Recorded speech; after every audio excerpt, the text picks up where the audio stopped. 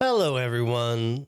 So to do these bosses, you will need 3 different items that drop from the trash here.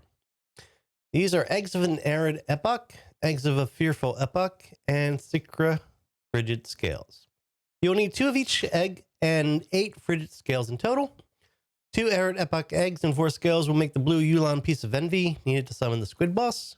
And 2 fearful epoch eggs and 4 scales will make the pink Yulon piece of cruelty needed to summon the snake boss. These Yulon pieces are also necessary for making the final key to take on the final boss. You'll get the arid eggs in the first part of the dungeon and the fearful epoch eggs in the latter part of the dungeon after you defeat the squid boss. Now on to the trash that dropped these.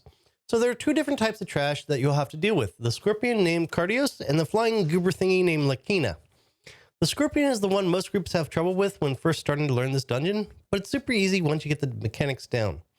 Damage from him doesn't really matter until he starts to recharge his power. You'll see a message indicating him going into recharge mode as he strikes his tail into the dirt and starts pulsing as he draws power from the ground. This is when you can damage him, but only attack the tip of his tail. The tip isn't immediately attackable when he first strikes, so wait a second, then open up. Pay attention to the pulsing of the tail. At first, the pulsing will start at the tip of the tail and move in waves towards the body of the scorpion.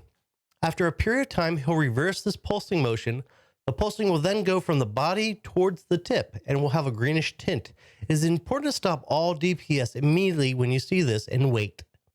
After a bit, he'll switch pulsing directions yet again, and there will be a mist of sorts radiating from the scorpion marking this switch.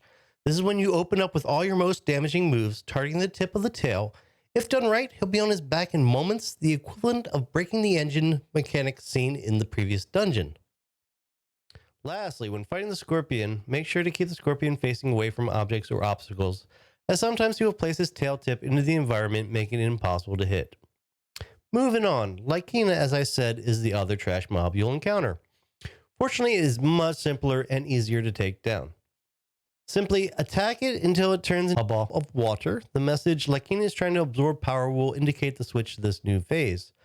After which, 3 water elementals will spawn and start throwing water balls at the ball in the center. Kill each of the water elementals within a small time window to make the Lakina reappear with its engine broken.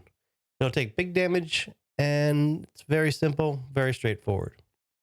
Now, in closing, I just wanted to say I remember hating scorpions when I first came into this dungeon. Now I enjoy them. When learning, it's common for your group to have a bit of trouble getting the mechanic down, but with a little practice and know-how from this video, you'll be able to get them down in no time. Anyway, that's it for the video. Good luck out there. Cheers.